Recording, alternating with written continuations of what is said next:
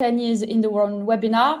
My name is Julie and I'm French product manager for Boutinot International. And today I'm joined by the iconic duo of Eric Monin, head winemaker at Boutino. And we've got Julien Dugas, which is winemaker at Domaine Boutino as well. Hello, guys. Hello, salut Julie. So joining us from what I guess is not your bedroom, because I can see some barrels on the back. Yes, exactly. We are in the cellar in Keran. Fantastic. It's freezing, to be honest. I guess so. Well, freezing here in Manchester as well. Before we crack on and discuss, which at least is my favorite French region, and I bet it's yours too, the Rhône. Thank you for everybody who was joining today to listen to us talking about wine. You've got a Q&A session on your left or right. Please do not hesitate to tell us where you are. If you've got any questions at any point, please make sure that you pop them into the chat. We will pick them up along the webinar, or otherwise we will come back to you later on.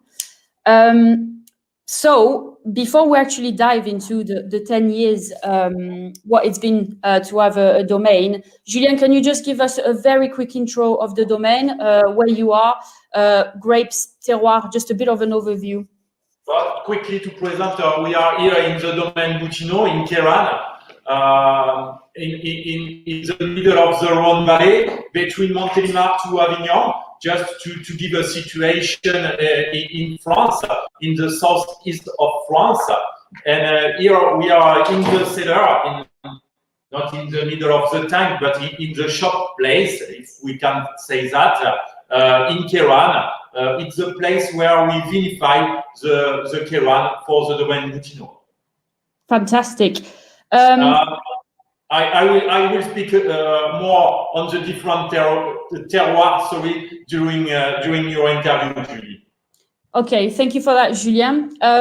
So actually, before we start talking about Domaine Boutino specifically, I think I've got a question for you, Eric, because technically it's been 10 years of Domaine Boutino, but I guess it's been actually 17 years in the Rhône. Could you just give us a little bit of an overview of how the adventure started in the Rhône for us? Yeah, you're right, Julie. It's probably more than 17 years. I must remind everybody that finally the first vintage of Keran was made in '99. And this is when, at the time, Samantha Paul fell in love with the village and wanted to develop this appellation that they were just believing in. So 99 is the first vintage, and then the Boutino Cuvée started with the vintage 03. That was the really beginning for us. That will then launch in 2006, 2007, which explains why we now speak about 17 years of story. And that's what triggered the desire for us to set up a winery, to have our own home roof in Keran. So yeah, I guess making wine, like you said, so for all this time, definitely you must have this wish of setting, our own foot and roots on the ground. And then I've got actually some pictures to show the audience. Ta-da! So that was back in what, 2010? Yeah, exactly. We had several partners from whom we were sourcing the grapes and vinifying in a different winery where we were renting some tanks. And in December 2009, one of our partners called me just before Christmas, and he said, Eric, I'm going to sell my winery, I'm going to sell my business. I know you are looking for one. Are you interested? Oh, yes, we are. And that was quite fantastic. Small winery, but nice winery. And it was already great. We were making the Boutino Keran with. So early 2010, we took over the winery and we started to refurbish it. The first photo you saw is a concrete tank of no less than 2 or 3 tons that we extracted from the winery on the top of the roof in order to settle some open top fermenters, as you can see on the photo, by the way, because that was the orientation we wanted to take in terms of vinification. Right. So you were in the Rhône, then we decided Keran was the place where we wanted to start our little love story. It's probably also a bit of a question for Julien, but what did you find that was so special about Kiran in particular? Was it a combination of terroir? Was it the vibe that you were getting from the place? Because I get you could have picked any places in the southern Rhône, but you decided that it was Kiran. For me, each place, each village has a typicity. If I can take some example, in Séguré, it's a village, in Côte-du-Rhône village. The typicity of this appellation is the finesse and the freshness, because the terroir and the exposition is like that. If I want to compare with another village, Rhône, very close to Kiran, but different wine for me. You have more ripeness, more concentration, a little bit less freshness. And for me, the best balance is today in Kiran, because you have also the concentration and the freshness without the side sometimes so ripe that you can find in the Rhône Valley wine. It's for that, I think Eric and Paul decide to be in Kiran for the style, the typicity of the wine, and I think it's for that Kiran get cru now in the Rhône Valley. Kiran arrived in the high level of the appellation in Rhône, because all the parameters arrive to make something great, sorry, in the bottle.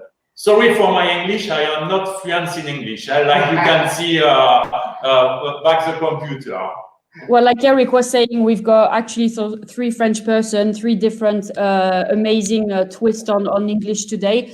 So actually, Julien, just to show this picture, this is actually from our vineyard over there. Is it a photo of La Pauline? I mean, when I'm asking why Kiran is so fantastic, I think just this picture says it all. You've got everything. Yeah, in Kiran, this is La Pauline. It's a Grenache bush wine. We have three different terroirs in Kiran. The mountain, like this picture where you see La Pauline. After we have the terraces where the Domaine is under La Pauline, and the last terroir for Boutino, it's a Garrigue terroir. It's a blend of each terroir. Arrive to rise the complexity and the typicity of the appellation. Also, one thing important, it's to adapt the variety to the terroir. In example, Garrigue love the Carignan, the Morel and the Grenache. The terraces, the Syrah, it's fantastic on the terraces terroir. And on the mountain, we have also a fantastic expression of Grenache and Morel. And it's a mix of all this terroir and all the variety gives the typicity to this appellation. So actually, just coming back to something you said, you did great, because it's my next question. So we established ourselves, started Domaine Boutino, in 2010, and then 5 years or 6 years later, Kiran becomes awarded cru level. So when we got to make our own wine, we were still on a village with denominated appellation. And 6 years down the line, we moved to a cru. I mean, fantastic news, I guess, from you guys. You must have been super happy and proud. Did that mean a sort of change in the philosophy of the wine? Or was it just something that you welcome, like, fantastic, let's keep making? What did that mean for the estate particularly? The cru was a super recognizement, let's be clear. But from the beginning, we fall in love with Kiran without thinking we would move to a cru. When we set up the winery in 2010, the syndicat was definitely applying to be cru, but it's a super long journey. And we wanted to demonstrate the quality of these grapes, of this village, of this terroir, without being cru. And we think that we would still deliver fantastic quality. Now, the cru, when we obtained it in 2015-16, was an official recognition, and it was a nice way to be on the top list of the villages where we don't say Côte-du-Rhône village anymore, but just Kiran, the name, the appellation, the village, by the way. So, nice gift. Of course, to anticipate or to go to your question, it has changed the rules. And Julien can give a bit about that. To be honest with you, some will change in Kerouan, but not so changing for us. One important rule, I think, in Kerouan, it's the harvest machine is forbidden. You need to unpick the grape, but Boutino don't wait to get cru in Kerouan to pick the grape by hand. It's also our philosophy. And another important rule is the sulfur level in the wine. This is there is plenty of rule, and I explain you the main rule. For me, sulfur level in the wine it's important because Kerouan it's alone cru in the Rhône Valley with this rule, where the sulfur level is similar than organic wine. When you work well like us, you separate the harvest, you give a lot of attention to the grape, is not a big problem, to be honest with you, but it's specific to the appellation. And we hope also with this cru to rise a little bit the notoriety of the Kerouan appellation. Of course, the yield gets low if you compare by the past. Now we are the similar yields than every cru in the Rhône Valley, 38 hectoliter hectare. And when you decrease the yield, of course, you rise the concentration in the wine. So this is a principal rule in Kerouan, but to be honest with you, nothing changed a lot in the way to work in the Domaine Boutino. So the mantra, the philosophy has remained pretty much the same. So if we get into a bit more the winemaking philosophy behind the wine, so like we've seen amazing terroir, you talked about grapes and Grenache and Mourvèdre, etc. What's the philosophy behind the wines? Have you got a sort of conducing line that drives pretty much what you do? You've talked about the wines being fresh and the finesse. Eric, I've heard you mention minerality before. So what's the priority with your wines, guys? What are we trying to say? You're going to smile, but the orientation was respecting Rhône, but bringing a little bit of Bourgundian practices. And open top fermenters that we saw on the photos earlier was a way to say we are going to produce Rhône wines, respecting all the parameters, but trying to have a different way of, I'd like to say, cooking. So finally, we brought these open top fermenters that when they crossed the village on a big truck made a lot of noise because nobody thought we would do that. We were a bit crazy, I must say. And we decided to do this longer fermentation, and Julien will explain, doing only small pumping over and practicing pigeage, which is something that was not possible in a concrete tank or is not practiced in a stainless steel tank. So I think that this approach was already an orientation. That said, the idea was to have concentration, the idea was to keep acidity, and the main parameter was to do long cuvaison. We wanted to extract everything from each berry.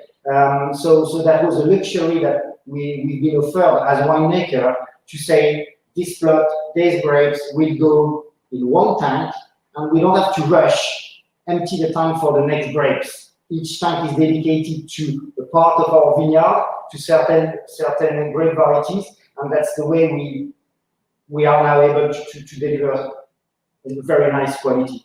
So clearly it was a bit of Burgundy, respect and long cuvaison, no addition of yeast, wild yeast from the beginning. It has always been the case. This cellar has never seen one yeast except the one that are naturally delivered on the skin of the grapes. Well, that sounds like, yeah, amazing wine to taste. So actually, if we have to talk about wine in a bit more details, we've got two flagship wine at the Domaine, which will be La Côte Sauvage and Les Six. one of the wines that I think do not get the attention it deserves, and I think represents that great philosophy that you just mentioned, is Les Six, actually. And I think I've got some amazing pictures of you actually working on this wine. So actually, Julien, what's the so Les Six? I think because if we have to pick a wine that, like we said, is a definition of what we're trying to do at Boutino, Domaine Boutino specifically. What's Les Six? Tell us a bit more about this wine. Yeah, Les Six, it's our story with the Domaine Boutino. Les Six, why Les Six? Because we are lucky and we have 6 variety in our vineyard: Grenache, Syrah, Mourvèdre, Carignan, Cinsault, and Counoise. All variety Counoise. And like we have this 6 variety, we decide to create a cuvée with these 6 variety, because more you add a variety in the blend, more you rise the complexity. And it was a challenge for us to create this cuvée. This cuvée, it's fermented in the tronconic oak tank in the cellar, often co-fermenting, sometimes not. We can co-ferment in example Carignan and Counoise because it's often the same time to pick. But I try now to separate the Grenache and the Syrah to ferment along this variety to be more accurate after for the final blend. And the Cinsault can be mixed with the Syrah also. It's depends. To be honest with you, the vintage decide a little bit how the fermentation will be, because it's the vintage decides the ripeness, and it's the ripeness decide that I put in the tank. This cuvée Les Six, it's like I explained, fermented in this tronconic oak tank with a pumping over and pigeage. Pigeage, it's, I explained quickly, when you punch down the cap to extract more. In the past, I think Eric do that more with his feet. Personally, I prefer use the bijou. It's more safe, but we continue to be like that and in the traditional way. And after, when the fermentation is finished, we make the blend and put the blend also in the same tank, in the same tronconic oak tank for the second fermentation, malolactic fermentation, and aging the wine during 1 year. You have because we produce 2 cuvées in the domaine, La Côte Sauvage and Les Six, and you have in Les Six all the finesse, all the fruit expression, the delicatesse of 6 varieties, 6 typical varieties come from the Rhône, and the typicity of the Domaine Boutino and of the terroir Kéran in this water. Yeah, because I always, I mean, that's you know, my very humble take on it, but I always thought Côte Sauvage is a great example that, you know, we get the terroir and we make fantastic, almost like this addictive style of Kéran. But then you've got Les Six, which I do believe set us completely apart from the rest of the producers in Kéran, because it's quite very unusual to find a grape that's so well balanced between all the different characteristics as well. So yeah, I mean, it's just that sort of dual philosophy, being able to make 2 Kéran with such a different approach has always been fascinating to me. You're right, Julie. Les Six is the wine that my grandfather would have made if he was here. Let me explain. In the Rhône, people have Grenache, have Syrah, have Mourvèdre, a drop of Carignan. When we start to add some Cinsault, some Counoise, we become a bit more exceptional, because nobody wants to plant these grapes anymore. They are, I would say, complicated to grow. So why would we bother with that? But these grapes were planted by our grandfather, and they are the reason for that. I mean, we bring some extra acidity, we bring some extra flavors, we bring some extra color from the Counoise, a bit of lightness from the Cinsault. I think that sometimes Les Six is underestimated. We always compare with Les Six with La Côte Sauvage. La Côte Sauvage being barrel aged, being quite solid, powerful. Les Six has much more finesse. I'd like to say that Les Six for me is probably a woman, and The best example I would give is that we've opened recently Lesis 2013, Lesis 2014. Wow, it was absolutely impressive. Lesis has, because it's made in an old fashion, because it's made with older grapes, it ages longer, and we have to accept that Lesis can be absolutely discovered later, 5, 6, 7 years later. More you wait, I would say 7 years, 8 years, and you're going to discover the real potential of this blend that is pretty unique. I'd like to be a bit cheeky with Julien, especially today. There's I think a famous village where they pretend to play with 13 grapes. I can tell you, there's a famous cellar where guys are playing with 6 grapes, and it's not that common. Definitely want to taste this wine again.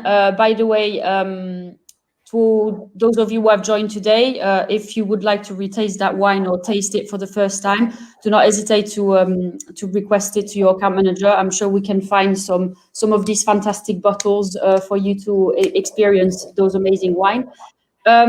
We've got a very interesting question. I think this comes back to this having 2 different styles of wine. We've got a question from Spain. What is the most important characteristic to be a good winemaker? And I think, yeah, so potentially, yeah, for you, Julien or Eric, what do you think makes you, what characteristic to be a good winemaker? I can answer a little bit, but it's a question for both. A good winemaker, it's to accept to revisit your knowledge vintage after vintage, to be not sure about everything, to be care about the grape, because it's the principal thing, to be very care about the grape, and also to accept to experiment something sometime, and to earn very well the vintage and the weather during the harvest.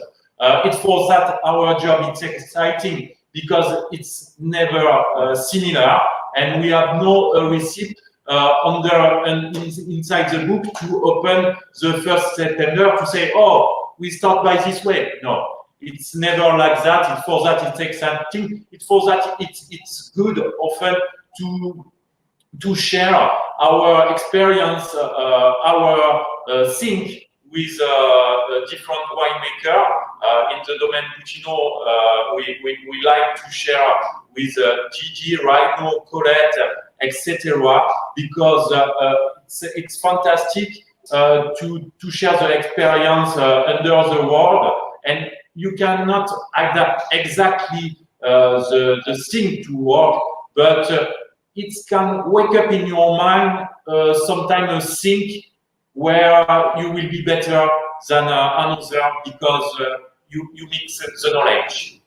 But it's my thing. After maybe Eric, it's a little bit different. Julien is right. I will try to summarize. For me, a good winemaker walks in the vines, tastes the berries, and listen to the tanks. If I summarize in one sentence, I would say we've been learning everything about fermentation, about yeast, bacteria. And the reality is that this is a knowledge, but at the same time, there's no recipe. And this knowledge has to be used step by step for each vintage. And that's the challenge. Every year in September, we run a new race with a different vehicle and the same knowledge. We just have to adapt it. There's a secret. Sometimes Julien and I can dance around the tank, but it's not very winemaking. But it's still a good winemaker, by the way. Because so it's been 10 years at the Domaine. Has there been any, apart from the crew moving to a crew status, which means adapting sometimes the work in the vineyards and things like that, has there been a specific change in the philosophy across these 10 years? Like something, because Julien, you're a proper guy from the crew, hein? You were born in Vaison, yeah. you grew up, you've been making wine in Plan de Dieu, so you are a guy from the Southern Rhône. When you arrive at Kéran and all your experience, has there been something that has changed? I don't know, I'm talking, harvest time or what, anything? Julie, I'll start, but Julien will continue because I've started and he's now on board. Yeah. I think that I can't say we have changed. We haven't changed, but we have been learning and we have been adapting to the climate, to the region. We are also slightly older. I'm 10 years older. I can tell you that 10 years ago, I probably wanted to impress more people. I probably wanted to pick riper grapes and deliver bigger wines. And because of the climate evolution, but also because we are getting older, we wanted to deliver something where the drinkability was a parameter to us. So I can say that the picking period and the extraction process that I've been practicing at the beginning is slightly different from Julien's approach, which is linked to what we want to deliver and which is linked to the way the summers, the season have been changing also. Julien can explain the little evolution we've been having. Yeah. Like you have seen, maybe there is 3 years now, the weather in the Rhône Valley get more and more dry and more warm. And we need to be very careful with that because the maturity of the grape change a little bit, and the trap will be to pick too late with a warm vintage and to have so high level of sugar. And I do very be careful to that, especially when you're born in the Rhône, to don't make a wine so rich in sugar and so high in alcohol. And also an important thing, it's more you pick late, more you have a ripe tannin and a ripe taste. I think it's important for us to focus on the fruit and to pick in the right moment, to have the right balance in fresh fruit, acidity, and alcohol level. We need to be careful in the alcohol level in our area and on the freshness of aroma, because we make the wine in Domaine Boutino for get aging in the barrel for La Côte Sauvage, in the tronconic of tank for Lessis, and we open a bottle 10 years after the vinification and are still happy. To do that, we need to have a great attention when we pick the grape. Yes, maybe something changed a little bit after. Of course, each winemaker has a touch. I changed maybe a little bit of thing in the cellar during the pumping over with the oxygen or things like that. But I think the result is still great, and the wine continues to be good. So, sorry, Eric. We are still proud with the result and the past vintages. We keep tasting the wine, and no complaints so far. So I think you're doing the right thing. Actually, so next question. So you talked about the climate change becoming a bit of an issue in terms of challenge, just mastering the harvest and everything. So you've done 10 years in the Rhône. What do you think the next 10 years are going to be like? What's the future like for Domaine Boutino? Oh wow, that's a big question. Any exciting any exciting project coming up? New grapes? Maybe a bit of a teaser for people who have joined in today. I've seen some videos on your Instagram, Julien, over the weekend. Yeah, but we will continue. There is no big change in the tech next year. I hope we'll be still here and make still a great wine. But we will just continue to rise the quality of the vineyard and change the vineyard and replace the vineyard. Like you can see my post this Friday, where we're planting in the garrigue more 1 hectare of Grenache. It's a life of the domain. Sometimes you extract the wine and you replace.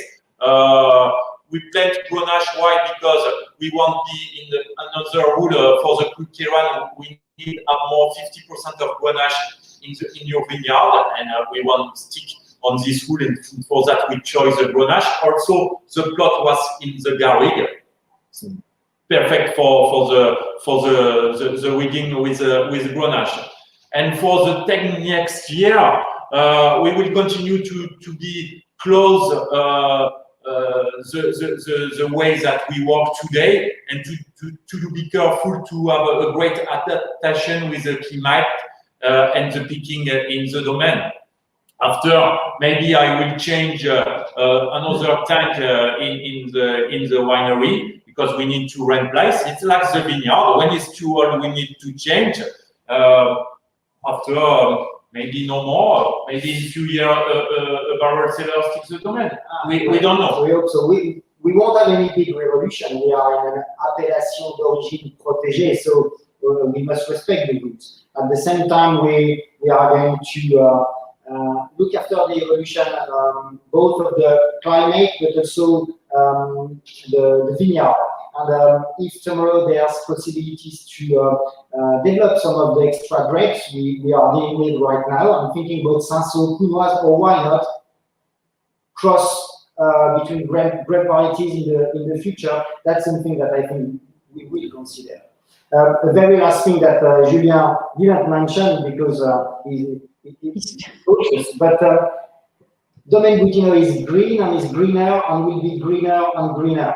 And that's why we moved to a position of HVE, but Julien will be the best to explain what is this new step. This is a label to prove our sustainability. Yes, it's that, like that we say. It's important to us to respect the philosophy of work, to do care about the planet, to use exactly what is necessary to grow in the good way our vineyard. HVE, it's really that I think to work in the good condition, and it's corresponding to my philosophy of work in the vineyard. It's important to precise HVE means high value environmental. So it's every practice is, I like to say the simple vocabulary, green and greener, and that's a practice that we try to adapt not only in Domaine Boutino but in the other properties of the Boutino family, because we believe and we quite love this model. So we're gonna keep amazing quality. We're gonna still have the same terroir, and we're gonna have potentially greener wine in the future. I think I think that's a great note to finish our discussion today on the Rhône. I don't know if there is anything that you would like to add, something that you think we haven't told the panel, but otherwise, I think it's just a great note to finish today. If we had something to add, we'd like to say hello to Japan, to Korea, to Ukraine, to Norway, to Finland, and we hope these guys will have the chance to come and spend time with us, not just being on the back of a little screen like that, like today. So the winery is open, will be open, and we expect you guys to come and spend time with us, to do pictures with me or with Julien, as you prefer. But that's really what we expect from everybody who knows us, to see them again. That's what we hope. Mm. And me, to finish by the French touch, je vous souhaite à tous et toutes un superbe salon en ligne, et j'espère qu'on arrivera à vous intéresser et que vous dégusterez de super vins. Sorry to speak a little bit in French, but this is we are in Kerania. In all the case, we are more than happy, Julien and I, to organize a private tasting session with anybody who would be interested. That would be a pleasure. Fantastic. Well, thank you both. I've actually learned loads of things today, and I hope the guests did too. Again, for everybody who was tuned in today, thank you so much for your time and listening to all our great wine stories. If you've got any questions, pop them into the chat. We'll pick them up later. Or otherwise, if you've got any requests, if you would like to taste the wines, do not hesitate to get in touch with your account manager. And it's been great, to chat to you guys, and hope to see you physically very, very soon. Oh yes. Big thank you. Merci beaucoup. Bye bye, merci. À bientôt. Bye bye.